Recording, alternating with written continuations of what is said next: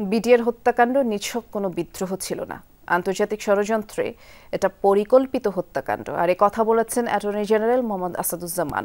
বাংলাদেশে আধিপত্য বিস্তার, আওয়ামী লীগকে ক্ষমতায় টিকিয়ে রাখা ও লুটপাটের রাজত্ব কায়েম করতে প্রতিবেশী রাষ্ট্র এই ষড়যন্ত্র করেছিল।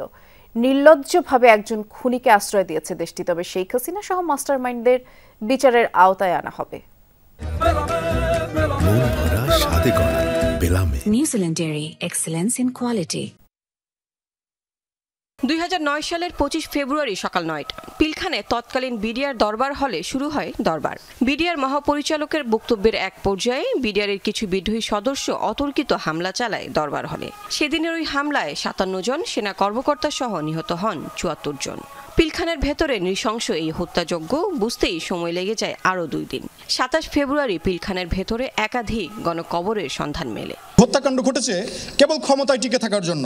অন্তর্বর্তী সরকার ক্ষমতা গ্রহণের পর আলোচিত এই হত্যাকাণ্ডের সঠিক তদন্তের জন্য কমিশন গঠন হয়। এই প্রেক্ষাপটে বিডিআর হত্যাকাণ্ডের দায় শীর্ষক ছায়া সংসদের আয়োজন করে ডিবেট ফর ডেমোক্রেসি।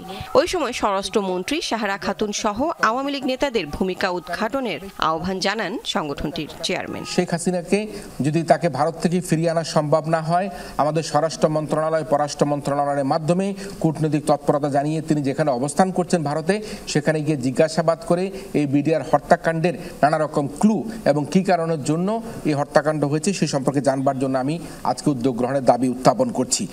বিডিআর হত্যা কোনো বিদ্রোহ ছিল না, ছিল হত্যাকাণ্ড।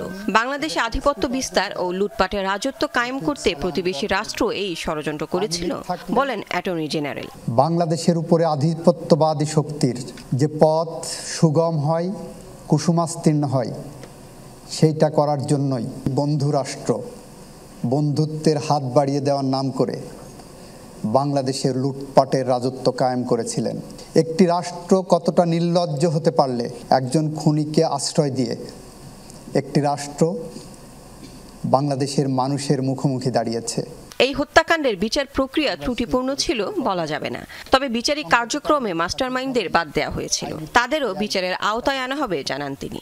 তদন্ত কমিশনের যে ক্ষমতা, সেই ক্ষমতা আইনি ক্ষমতা, যে কোনো ব্যক্তিকে যে কোনোভাবে ওনারা শামন করতে পারেন। যে নাসিরউদ্দিন পিন্টু এই ঘটনার মধ্যে সম্পৃক্ত হয়ে, এটাকে বলা হয় সার্কামস্টেন্সিয়াল এভিডেন্স, সম্পৃক্ত হয়ে তার কোনো ব্যক্তিগত বা তার দলের কোনো লাভ ছিল না, একটি রাজনৈতিক গভীর ষড়যন্ত্রের অংশ ছিল।